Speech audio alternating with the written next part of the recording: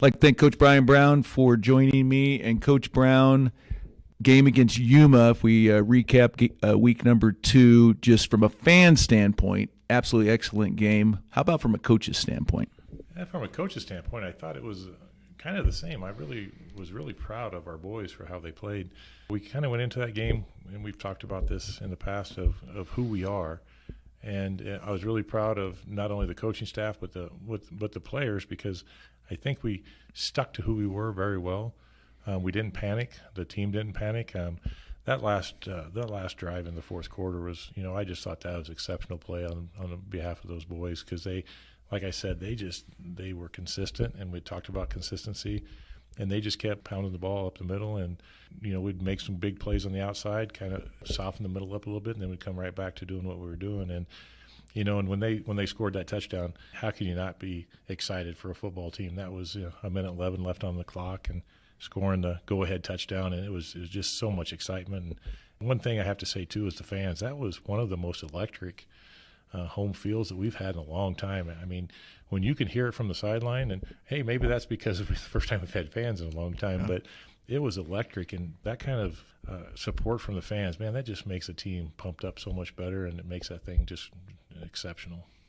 Yeah, and when we talked last week, I would have to say that you pretty much nailed what was going to happen. From what you had said, I don't think there was any surprises that you saw.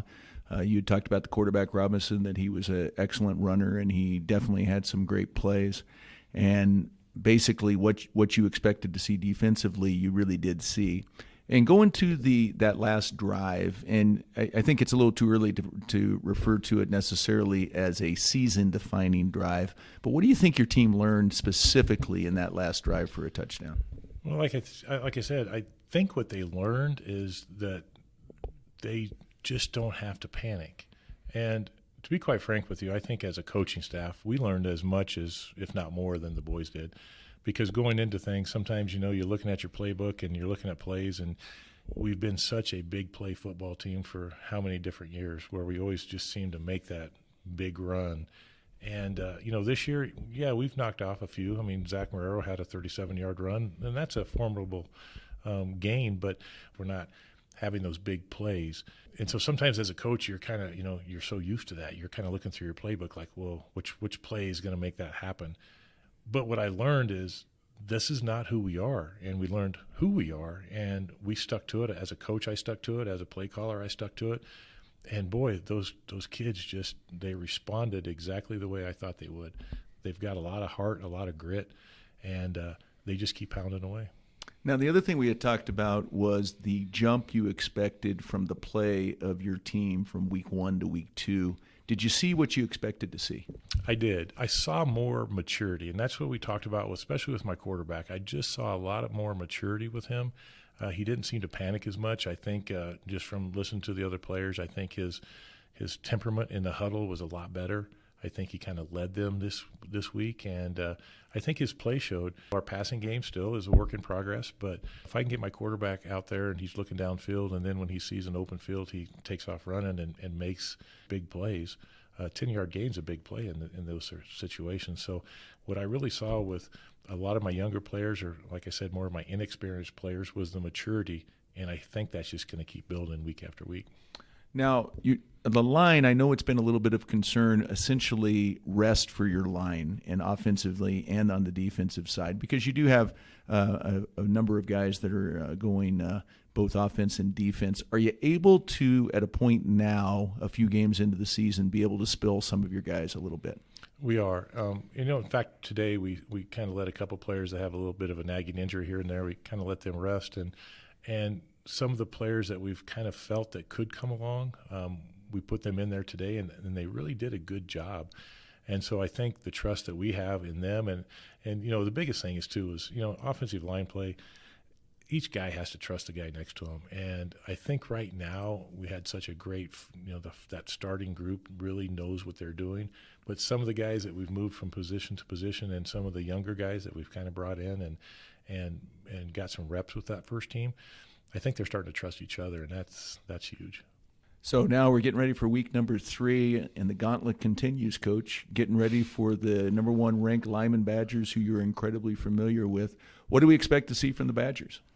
When you play a team like Limon, there is nothing that you don't expect. This team, watching them on film, appears that it's the same team from last year. You know, their offense is crisp. They just seem to do the right things at the right times. Their coaching staff is just incredible in the way they can call a game. But you look at their speed, you look at their offensive line play. I think last week's quarterback is probably the most dynamic quarterbacks we'll probably see this year. But I truly think that the Limon quarterback, Trey Hines, that we're getting ready to play, is probably by far the best quarterback we're going to play. Very smart player, skilled. He's pretty fast. He's strong, got a good arm. He's got good technique in everything he does. So this is going to be a huge challenge, just simply because it's Limon, and they just don't ever seem to fall off. Now, are you worried about – we played them so much, and Strasburg is very familiar with Limon. Are you worried about the focus of your players getting ready for this game? You know, I don't.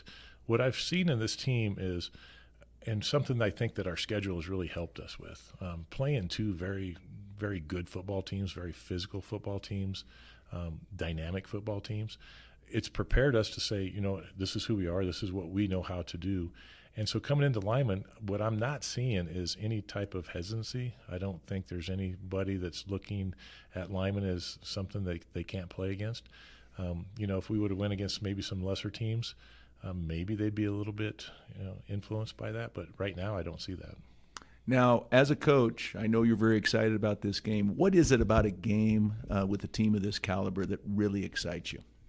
When you're playing small-town football and you've got 2 teams that have been as successful as Strasburg and Limon have been in the past, and you've got just hard-nosed kids that just don't know how to quit, and then the electricity. I mean, this is something that I keep talking to these players about all the time, about Friday Night Lights, and about how, no matter how old you are, you can always remember your high school playing days. I mean, I still do that today. I had a pretty nice college career, but some of my best experiences were Friday nights playing high school football. You can't get any better than this. I mean, going to Limon, a town that just lives and dies football, and playing the number 1 team in the state, playing a team that you know so well, this is going to be the most electric, I think, Friday night that there's going to be. And then you throw in it's going to be, Broncos game of the week. It just adds that much more to it. But I really think that people across the state see games like this as some of the most, the funnest games to go watch. Well, Coach, 7 o'clock Friday night at Gaskell Field in Limon, Strasburg against the Limon Badgers, and best of luck. Yeah, thanks, Kevin. I hope everybody shows up. All right.